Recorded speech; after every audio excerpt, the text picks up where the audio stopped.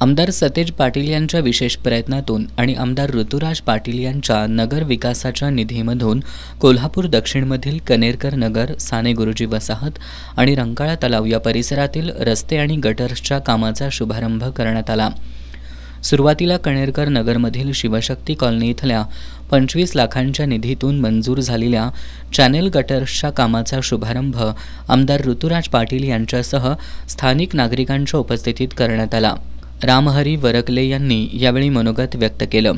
यावेळी अशोक कांबळे, मोहन सुतार, रमेश पाटील, मानसिंग सावंत, पंढरी पाडेकर, गोपाळ बोधे, वंदना पाटील, कल्पना पाटील, वैशाली घोरपडे, विद्या शिंगे, वनिता पाटील यांच्यासह परिसरातील नागरिक उपस्थित होते। यानंतर साने गुरुजी वसाहत परिसरातील बीडी कॉलनी इथल्या 25 लाखाच्या निधीतून मंजूर झालेल्या रस्त्याच्या काँक्रिटीकरणाच्या कामाचा शुभारंभ करण्यात आला। या ठिकाणी इजाज नागरकट्टी यांनी मनोगत व्यक्त केलं।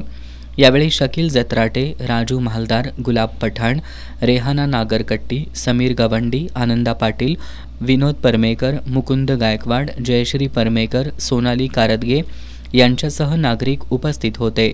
याच प्रभागातील राजोपाध्ये नगर इथल्या महादेव मंदिर परिसरातील 25 लाखांच्या निधीतून मंजूर झालेल्या अंतर्गत गटर्स कामाचा शुभारंभ करण्यात आला।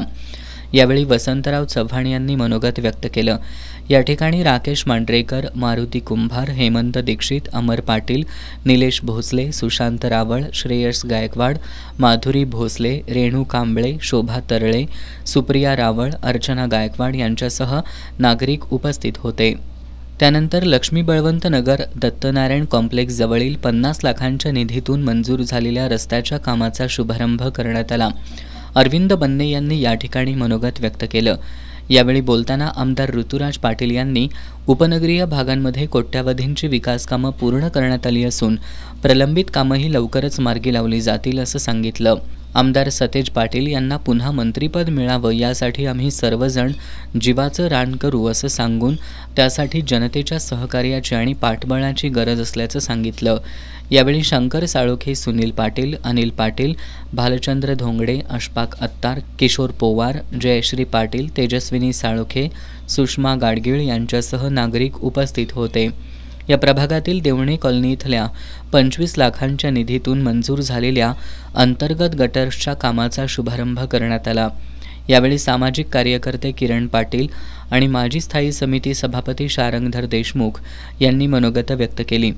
आमदार सतेज पाटील हे पालकमंत्री असताना त्यांनी कोट्यावधींची विकास कामं आपल्या कोल्हापूर दक्षिण मतदारसंघात मंजूर केली होती। मात्र काही विघ्नसंतुष्ट विरोधकांनी ही विकास कामं रद्द करून हा निधी मुंबईकडे वळवला असल्याचा आरोप आमदार ऋतुराज पाटील यांनी केला। आमदार सतेज पाटील हे पश्चिम महाराष्ट्रातील मोठे नेते होऊ नयेत असा प्रयत्न विरोधकांकडून सुरू आहे। तरीही त्यांच्या माध्यमातून कोल्हापूर दक्षिण मतदारसंघाचा विकास आम्ही करतच असल्याचं आमदार ऋतुराज पाटील यांनी यावेळी बोलताना सांगितलं। यावेळी आनंदा पाटणकर, अमर सुतके, विराज सावंत, विनोद सरनाईक, सुनील बचाटे, सचिन मुरारी, गीता सावंत, स्मिता सुतके, नम्रता मुरारी, संग्राम सावंत, शिवनेरी मित्रमंडळ आणि दुर्गामाता महिला मंडळ यांचे पदाधिकारी, कार्यकर्ते आणि परिसरातील नागरिक उपस्थित होते। यानंतर रंकाळा तलावमधील नंदिनी रेसिडेन्सी इथं 50 लाखांच्या निधीतून मंजूर केलेल्या अंतर्गत रस्ते आणि गटर्सच्या कामाचा शुभारंभ करण्यात आला। या ठिकाणी काशीनाथ चौगले आणि प्राध्यापक मनोज भोपळे यांनी मनोगत व्यक्त केली।